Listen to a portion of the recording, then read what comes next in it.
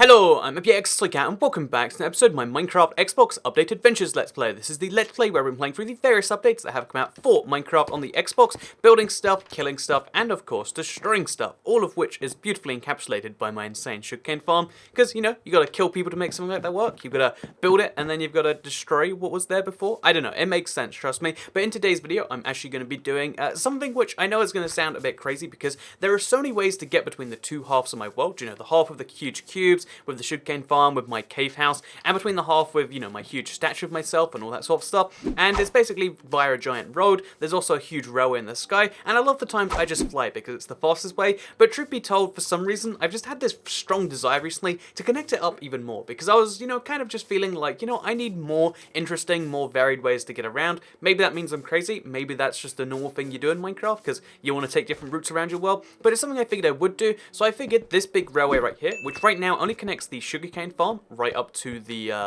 over to the cobblestone cube and the netherrack cube. You know, it's a fast way to escape going through this little ocean right here. I figured why not connect it up, one, so we get this scenic view off the sugarcane farm, because if I break the blocks just right, you should be able to, you know, get like a just straight on view of water, which looks wonderful in my opinion. But we're going to be using this and just destroying some blocks, making a nice looking tunnel in my opinion, and trying to get, extending it at least a part of the way down to the other line, so that instead of having two metro lines, like two underground railways, I'll have like one mega line where it links up eventually. Again, like regular metro lines do. So we'll be doing a little bit of that work today, and then using the stone that we get, because I have a silk touch pickaxe, no need to smelt that stuff up. I'll be turning it into stone bricks and working on the nether, you know, the nether stone brick stuff, because that's something that I've, again, I'm having a bit of fun with. I think it's a cool idea, and I think that's going to be another way to get around my world too. So again, as insane as it sounds to make 50 ways to get around your world, I think at some point it does become necessary. So yeah, this is going to be a sideways tunnel. It's going to be a fun little thing, and it's going to be what we do while we talk about what's been going on in the world of Soycat in the past week. Hopefully you all do enjoy. So yeah,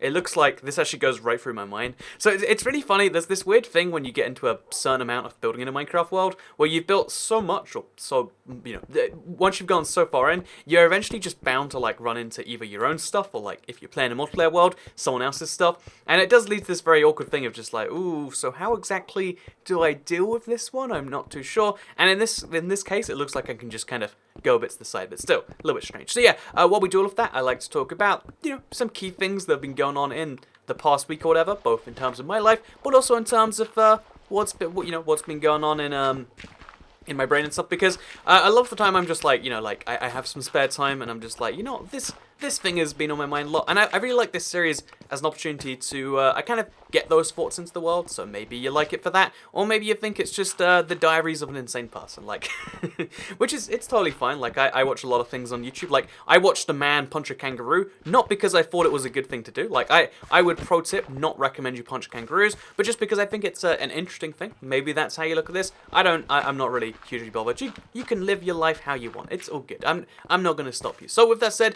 let me tell you about what's been going on in the past week or so since the last episode I recorded.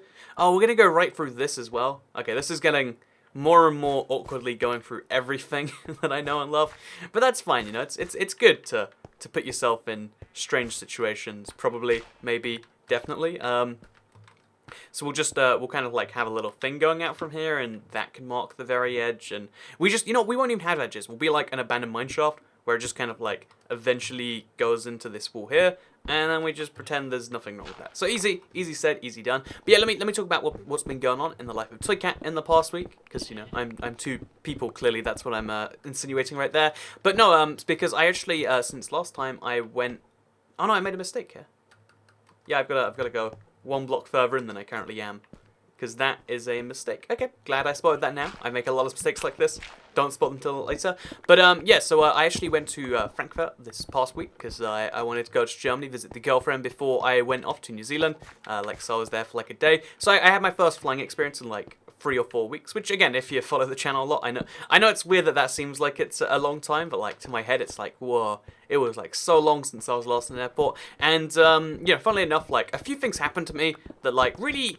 Again, I like to analyze myself from like a third-person perspective sometimes, because I think if you get caught up in just being your emotions, being anger, being you know, like sad, being this, then it's really hard to like, again, I personally I feel like the best way to be, the way to do what you want to do long term, is to kind of try and separate your immediate emotions and be like, why is this happening? And kind of welcome it. I feel like that's like psychology, but on yourself. Maybe I'm like a mad scientist operating on myself. I'm not entirely sure what it is, but it is something where because when I've said all of this, but I haven't quite said what was going on. So the reason that I had some like really high intensity moments is because I went to the airport because I tried to get there about an hour and 40 minutes early, an hour and 45 minutes early, something like that. So like I'm guaranteed to make my flight even if delays happen. But my train, the way it was going to take to the airport, got delayed, and then the train it's 2 trains for me to get to the airport I wanted to go to. Stansted, in case you're curious. Both trains got hugely delayed, and because of that, I was like, I was on the train, it was delayed again, and I was like, I'm gonna make it with maybe 35 minutes to spare if everything goes according to plan right now. And because of that, I was like, okay, so a lot of flights you can't even get on them after like the 30-minute mark passes, and with Ryanair, which was the flight I was taking, it's it's sometimes like 20 minutes, and sometimes like 10, but still, I've got maybe. From the time I get there, 35 minutes to go through security, which is lengthy this time of morning.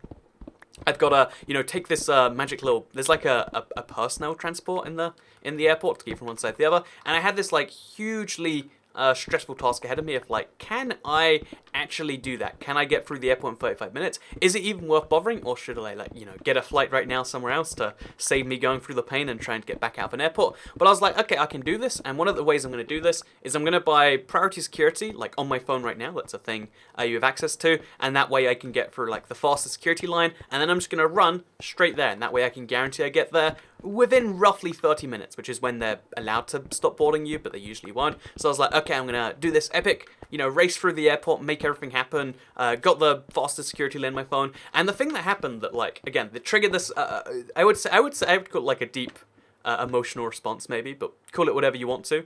But like, the thing, also I've been doing it wrong again, so I'm going to have to just pretend this is intentional at some point, and that's what we're going to do here. We're going to have a little bend in the track going over here, because that's how I've decided it's going. But yeah, so I was rushing through the airport. I was trying to get this get to this thing at the time, and I get to the priority security, the premium security. It cost me £7. It's not like a huge amount, but I was like, okay, if it's £7 versus miss a flight, I'm gonna choose £7. And the thing that really tragically annoyed me is I get there, I get to the security, I'm like, I'm in the line. I go through this separate lane. It's like, oh, it's fancy. There's a person here to make sure that I really have paid. And then I get to the actual priority security, and it's slower than regular security. It's slower, so what I do is I immediately just hop out from the line. Like, I go underneath some barriers to one of the regular lines. I don't cut in front of it, but I go to the least empty one, and I save myself maybe 5 minutes by not paying, essentially. By using the free security rather than the paid one, I saved myself some time and maybe got to the flight because of that. And there was something about that I was thinking as soon as it happened that just made me wildly, again, I feel like angry is the word, but also somewhere between like upset and angry. Like, that was a huge waste. Like, I paid £7 that instantly went away. There was no value that you can say I got from that. And something about having money, it's kind of like being stolen, right? Like, where if you bought a fruit, I guess a fruit's not very expensive, but if you bought a phone and it was defective and you couldn't get a return, you would immediately feel cheated, right? I feel like that's a pretty standard. How do I keep doing things like this? I feel like you would feel immediately cheated, that because you'd be like, oh, this money and I can't get it back. It's just gone. And there's no value to the thing that you have. Same with buying like a bad used car or something. And I had this thing at the airport, and it like immediately was like, it was like a tragic part of my morning. And maybe I'm like focused on money more than most people should be, or something like that. I sometimes hear that, but it was still just this moment of just like, oh, really? It's gone. And although the easy response to it's easy to work out why that is. Like, it sucks to buy something that becomes worth nothing, like to use some of your resources that you worked hard for at some point in, there's a reason not everyone has, everything, because you have to make decisions, and the fact that I couldn't make another decision with that £7, it was like pretty painful. But then I was immediately like, okay, we're gonna just work this one out, we're gonna try and spin it positively, and I think that's why, because I guess the positive spin I could put on it, I was like, okay, the plus side of this is I'm never buying that again. I actually get it for free at certain airports, based on certain criteria. But if I'm ever going to insert, you can actually Stansted Airport. Pro tip for anyone out there, because you get offered it for really cheap. Some airports are even cheaper. Their priority security is worse than regular ones, and if you think that you're going to spend the money to save yourself some time, you won't. But that's a lesson I have now learned, and it's like, I'm glad I did it on that regard at least. And I think the fact it's interesting because that's the only way that I could like settle my brain. It was like yelling at me nonstop, like way more than you should ever yell at yourself for £7 really. Also, there's water directly above there. Glad I realised that now. But way more than you should ever really be angry at yourself for something as small as £7. You know, but it was like, you know, this is like a true tragedy, you know, like, oh, because the way it works in my head is like, I was like, oh, this is cancelling out, you know, all the good spending decisions I made. The fact that I was like, I'm not going to get breakfast until I can find it for, you know, like, because there's a cheap place in the airport where I can actually get food for free. There's all these different things. It's like, okay, so I'm not going to eat food even though I'm hungry today. Like, all of that gets cancelled out. All those other decisions you make are immediately cancelled out as soon as something like that happens. And it was a pretty tragic kind of thing. But again, as soon as you like kind of spin the story in your mind, like, oh, there was a reason it happened, and I think that's the reason why. One, you know, everyone's heard the basic phrase like, "There's a reason for everything," and that's something you kind of need to tell yourself, right? Because if there isn't a reason for everything, then why did insert terrible thing happen here? There's a lot of terrible things that happen on a weekly basis, and I think having that justification there, even though I think it's obviously, you know, something you make up to tell yourself, I think it is a good thing to believe, even if you don't believe it's true. If you think that not everything does happen for a good reason. There's lots of terrible things, like, you know, World War One, probably a pretty bad thing. Could have done without it, probably. But like, if you spin everything into, well, then that led to these future things, everything kind of does happen for a reason. Like, anything bad that happens sucks in the moment, but will always change down the line and make things feel better. And even though it's funny because it's one of these things where, like, you know, it's kind of not true on some level, but it's fine to believe it's not true. It's fine to believe something even if you don't believe something. And that was something that like really hit me. It was like, well, that's interesting, isn't it? And so yeah, I took a flight. I spent so long like stressing myself, and I fixed it because, you know, I got to experience it, and I got to know that I won't make that mistake again. I won't even be tempted by it again. It's kind of like one of the best things, in my opinion, is if you ever are buying yourself a hotel and you're like, oh, I can only ever afford the 3-star. I wonder what those 5-star people are up to. I think one of the best things to know, again, this is just based on my experiences, maybe I'm doing it wrong. One of the best things to know is that, like, you know, it's actually not so wonderful on the other side. Like, because for instance, again, my favorite example is like 5-star hotels are so much worse than regular hotels. Like, because they're always outdated in so many ways, and they have like status perks and stuff like that. A lot of people will complain about Ryanair, but every time I've made a whole second channel video about this, but so I'll be kind of brief. But like, every Ryanair flight I have is better than if you just fly a generic random other airline. Like if I flew Air France, or if I flew lots airlines, I'm just making up ones at this point, I'll have pretty much the same experience. Something about knowing that you don't like the better option is actually kind of a good thing. Like, I guess, assuming you can't have the better option, which leads to that. I guess this almost goes back to the whole previous topic, of last week's thing of like, you know, people need to have these things feel exclusive so they can enjoy them. But I think it also works the other way, where like, if you can't have access to something, it's just as easy to believe that it is terrible. Like, the fact that you can feel anything about anything sounds like it's daunting and sounds like we're not connected. And oh gosh, that is a huge jump for a slime to do. It sounds really weird to think that's a good thing, the fact that we all have different opinions on things. But that allows you to essentially, oh my god, I'm just gonna have to kill him, aren't I? He's just not leaving me alone today. And yeah, I could get away from him, probably make him despawn. You know, I think I will do that actually. Even though I've got way too many blocks on me right now, I'm gonna just give the magma cube to despawn. Just that's the easiest way to deal with mobs like this. You just make them not exist anymore. That'll show him. So we'll just go mining over here for a bit. I could also go back through the portal over here and check some stuff out. Because I wanna have like a huge stretch that goes all the way over to my other Nether portal, where my Woodland Mansion reconstruction stuff thing is. So yeah, let's mine over there now, even though we're not gonna be able to pick up this stuff. But yeah, the fact that anyone can perceive anything differently, I think, oh man, leads to a lot of actually pretty good results. And it sounds weird that is a good thing. But I think I've come to the basic conclusion that, like, actually, yeah, kind of wonderful that everyone can feel differently about similar stuff.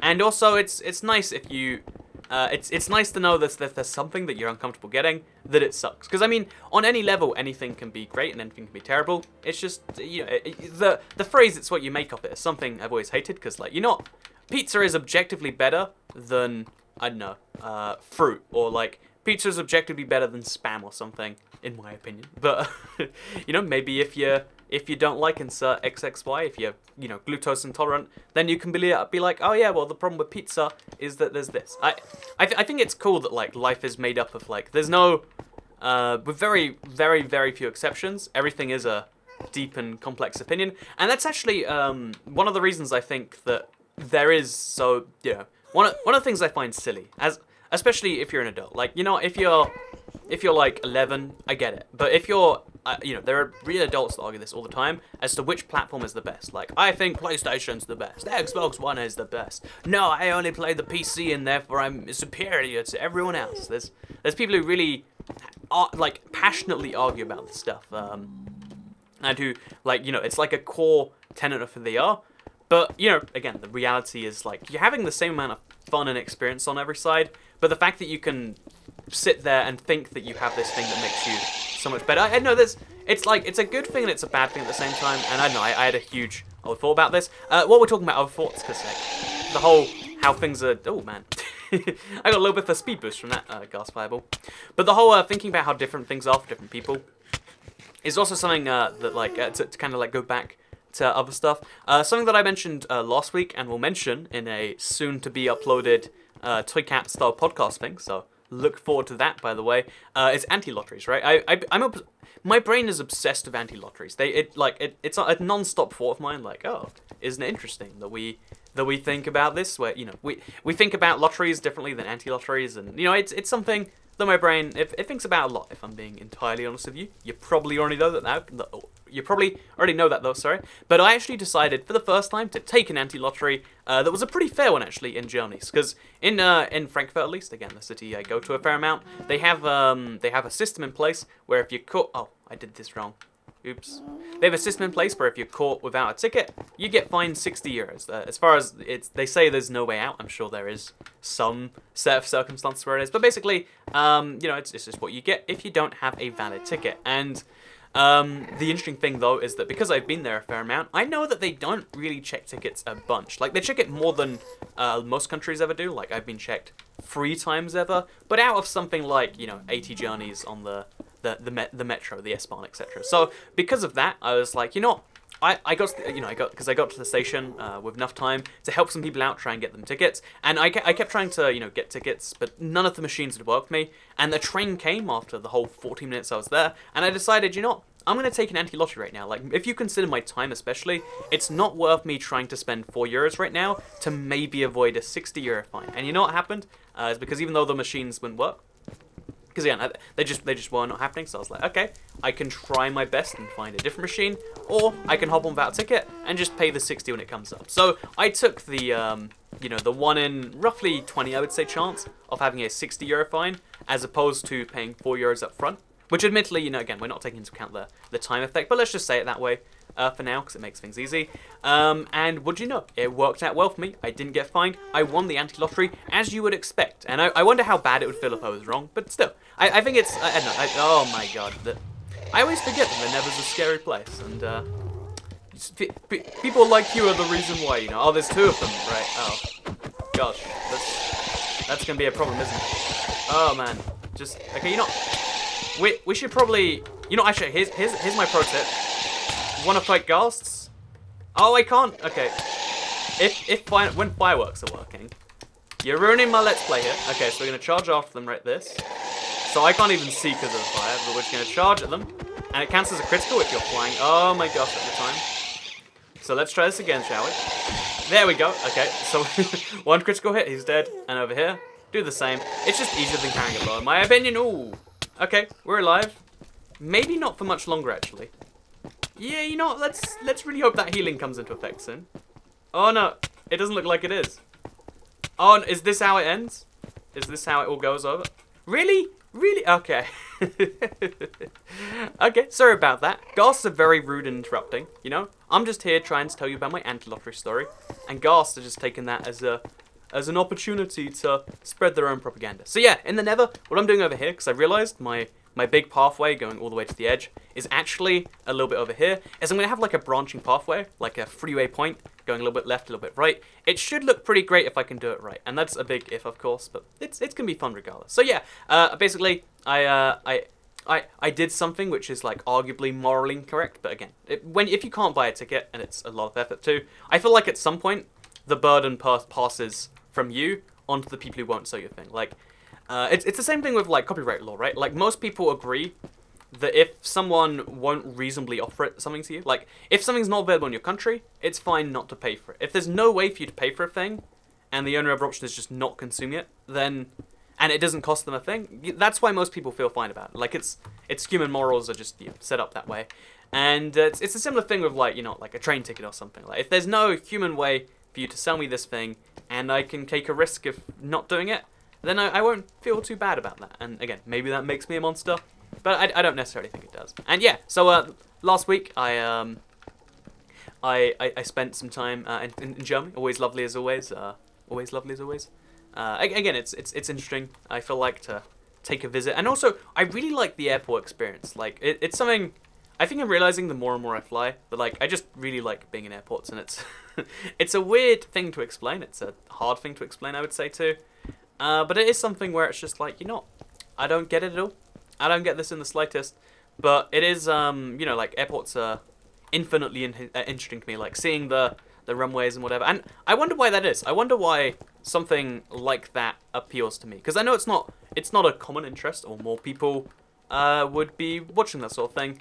But it is something that not only shapes my own views, but also shapes my second channel, content and whatever. So yeah, anyway, it's just something that struck me as interesting is like how weird any interest can be. But I guess that's the thing that makes an interest good, right? Like if you have a mainstream interest, like you can't be like, I like music, man. I like listen to it when I'm like wanna feel things. Because that's not a hobby, right? That's just a thing people do. Or you can't be like, oh yeah, I like eat food, man. Like every day, like my stomach makes this like feeling, and then you want to know how I respond? I like give it food. It's crazy, because that's not really that's not a hobby. That's a thing. So I think it's funny that there's like a certain amount of niche you need to go on something, and I also think it's funny that like most hobbies get this really problematic thing going on where like so again I whenever I look in, because I don't like follow I follow a lot of like flying based stuff. I think it's just called aviation when you call it a hobby, but I follow a lot of stuff to do with it. But there's so many people that get crazy elitist about pretty much any hobby, and I think it's a real problem. It goes back to the thing I said about the PlayStation 4 Xbox thing. Like I think you should be happy that people also enjoy the same thing as you. You shouldn't try and like segment them up into like different people. Like on my channel, I've always been fine, even back when Minecraft Pocket Edition sucked. Like, if you play Minecraft Pocket Edition and you like watching my channel, that's fine. I won't be like, oh, you plebs of your touchscreen controls. I don't understand how any Hobbit gets so elitist, like, they tend to do. And it's something I've always hated and thought, like, should be maybe fought in the world. Like, we should, when it comes to, like, I guess especially a hobby or something, like, a thing that you enjoy, we should just be all able to, because you can always, like, get more specific about anything. Like, if you, this is something you know all too well if you ever try to look for anything really specific online, that, there's like, subcategories, and you're like, oh, they're kind of weird there, right? But I think mostly you should just be like, oh, they enjoy similar things to me, that's great. Because if you just make your, I don't know, it's just something that, like, hit me that, like, I really, really hate certain elitist places, and I think everywhere should be open to, like, oh yeah, well, just because we think this now, we can change our mind. That, because again, when I got into, like, the whole, like, looking at how people talk about flying, they're, like, really elitist about that. No, you will call it this letter that doesn't actually apply here, but that's how you're going to refer to that, and it's like, but that doesn't even make sense. And, yeah, if that sounds like nonsense, then don't worry about what I'm saying. But, yeah, I've been really, really not a big fan of the whole elitism thing, and I think it's interesting that it does happen just all the time, all over the place for everything. And I think one of the things that I always want to be true for, like, any community or anything that comes out of me, first channel, second channel, whatever, is to try and make it accessible. Like, if not everyone knows about something like the title update name system, I want to hopefully explain it from time to time. Like, I think even though it's, like, sometimes a bit much to, like, re-explain every single video, which I won't ever do. There's a lot of stuff where it's like, actually, we probably could, do that, or re-explain, or like go into more detail on something, because assuming that everyone knows everything is like a real problem, because knowledge doesn't spread that way, like if people just assume that you know something, then they'll never learn about it themselves. And yeah, what I'm saying here is I think more things should be accessible to people who want to learn about them, and that's something that I realized because of my fairly recent interest in flying, aviation, whatever you want to call it. And yeah, just an interesting little thing right there. So yeah, as this video goes live, by the way, I'm on currently a plane to... Actually, I think I'm in Norway, or maybe I'm on a plane to Doha from Norway. I'm somewhere in the sky, or about to be in the sky. I'm about to have like the most daunting flight of my life. It's or like that you can go on physically right now. It's a 17-hour flight. I'm looking forward to actually vlogging that one because again, it's like one of my interests, like the whole like flying thing, I guess. And it's gonna be kind of cool to see. I feel like because I've been on a whole bunch of flights, and like when I first went on an hour flight, it's like wow, I was up there for so long, right? And then after a while, an hour flight starts to feel like wow, that's actually quite short, isn't it? And then you start to get into the realm of like, oh yeah, so if an hour flight feels really short, now 2 hours is really long, and then I started taking like 3.5-hour flights to like somewhere in Eastern Europe or like Helsinki maybe, and it's like whoa, yeah, you get on the plane and you're just on there. And then I went to America for the first time because Norwegian had their like $129 fare or whatever it was, and it was like 8 hours. Oh my god, I can't even imagine this. Like the length it will take. I wonder, like, this is like the final time I'll ever have that experience. From when this flight happens again, it's 17 hours plus there's 8 hours to get to the airport where the 7-hour flight is from. But there's gonna be. It's gonna be interesting because I can never have that experience again. So after this video goes live, I'm gonna have the last ever kind of like experience of like this is the longest flight ever, and I think that's again it's almost like no matter how like happy it sounds, there's always like a part of it that's like oh that's like tragic at the same time. But yeah, if you want to see my longest flight ever, I'm actually gonna be vlogging a little bit over the next few days on this channel. So if you want to see what it's like there, it's gonna be a really nice flight because again I'm in the everyone's favorite class, the business class, just because it's like it was like barely more for the ticket, and I want to explain somewhere how exactly I managed to swing that for how the way that I did. But basically, I'm happy of the way it ended up. I'm gonna actually have a really good time for 17 hours, and I'm wondering like after that, like it's gonna be like it's like an experience. I don't know. There's something cool about. I feel like experiencing anything in life is great when for the first time you ever. Like feel, I don't know, like pretty much anything. I was trying to give like great examples, but yeah, everyone knows what I mean when I say it feels good to experience things the first time. Like there's a rush to it, there's like everything's crazy and different. Like the first time that you actually, go on a date with your crush and decide to actually kiss at the end or something. Like there's every single crazy first time. Oh no, I made the mistake again. Oh no. Okay, so it's fine. It's fixed easily. It's good. No, anything's gone wrong.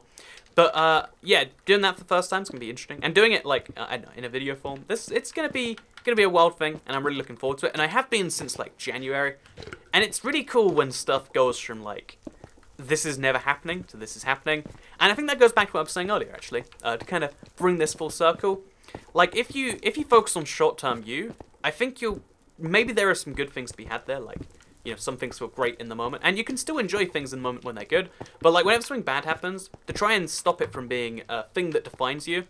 Like, again, if you're feeling a short-term emotion, don't let that define the long-term version of you, because I feel like that leads into bad places. I feel like that's not a good thing that you necessarily want, and I think that if you focus on the long-term goods over the short-term bads, which, it's a lot easier said than done. It's a motivational advice, but I know it's tricky. But if you can do that, then that's how you end up doing the things that you wait 6 months for, just, because I had to try and get, like, timing and pricing and all the other nonsense. But, yeah, I'm really excited that, like, something like that is coming true. And it's like a moment of like actualization on something. And I just wanted to say, I'm thankful. Thank you to everyone who watches these Let's Plays and to, I guess, the channel as a whole. Because the only reason this stuff is possible is because of the kind of luck mixed with your support that has led to the channel being where it is right now. And yeah, I'm super hyped, and you can see more at some point in a future vlog. It sounds like I'm trying to promote the vlog now. You don't have to watch it if you don't like vlogs. It's just like I assume if you watch the Let's Play. I've said this before, but like people who watch the Let's Plays, usually the cooler, more dedicated, more loyal, whatever word you want to use, side of the audience. And because of that, I assume that maybe, just maybe, that'd be a thing. But you know, again, I'm just telling you because I think you might be down. If you're not, then I hope you all enjoyed the Let's Play regardless. I have a lot of fun making it as always. I will be recording the next one in advance, and this one's still a little bit in advance. So again, I won't be able to respond to the comments on this video, but I will be reading them, and you know, I always have fun doing stuff. I think it's always a great time. And yeah, but now I hope you all enjoyed this video. I think we made some good progress today. We made a nice little bending arc. It's slightly uneven, but it's good enough for me. This is going to go left somewhere, maybe to the portals over there. That's going to go right and then forwards, up into the... Wait, actually, no. I need to show you this. I don't know why. I've got this problem where I'm like, you know, I'm trying to wrap up the video, but on the other hand, how about I show you what's going on? So, we're going up into here. Actually, you know what? It's probably faster for me to just firework up. So we've got a little tunnel over here. I'm going to try and connect this tunnel up here. Again, it's going to be a bit of an awkward one, but... you know, that's half the fun, right?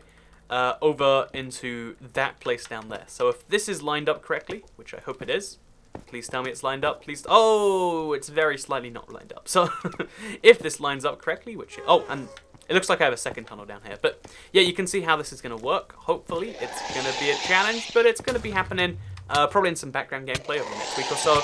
And yeah, I've also got some other huge projects I'll be working on. In the background of this Thursday, I have a podcast style thing where I'm working on the Let's Play World 2. Because one of the things I want to do a lot more of is work on the Let's Play World. Having the new version of Minecraft has really encouraged me to do that more, which is something I didn't think would happen, but it actually has.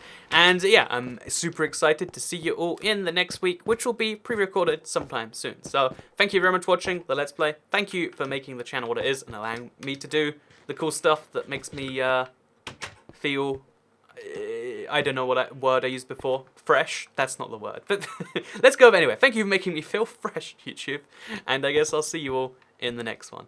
Goodbye.